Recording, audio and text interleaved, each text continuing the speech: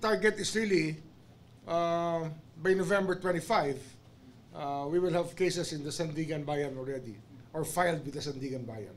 Bago matapos ang Nobyembre, 6 na kaso ng flood control projects ang inaasang maiaakyat na sa Sandigan Bayan. Mga kasong graft, malversation, falsification at bribery. Una, ang substandard umanong 289 million peso flood control project sa Nauhan Oriental, Mindoro na kinontrata sa SunWest Incorporated kung saan founder si dating Ako Bicol Party List Representative Zaldico.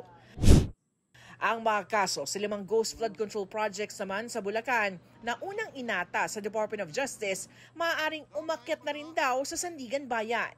Bukod kasi kina dating District Engineer Henry Alcantara, mga Assistant District Engineers Bryce Hernandez at JP Mendoza at kontratistang Sally Santos ng Sims Construction, may isang mataas na opisyal daw ang napag-alamang kasama rin sa kickback sa mga proyekto. 3 of them involves a higher official. So sir, ito po ay hindi pa napapangalanan nyo? Hindi pa. Sir, pwede na po ba? Sa indictment na, we'd rather that it ready when we file the case that we name the official.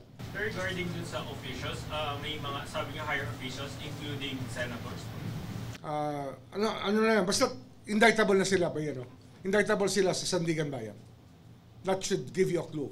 13 reklamo naman ng DPWH at COA ang pumasok na sa preliminary investigation sa Ombudsman laban sa mga opisyal ng DPWH Bulacan 1st Engineering District at sa mga kontratistang St. Timothy Construction, Wawaw Builders, Sims Construction at IM Corporation.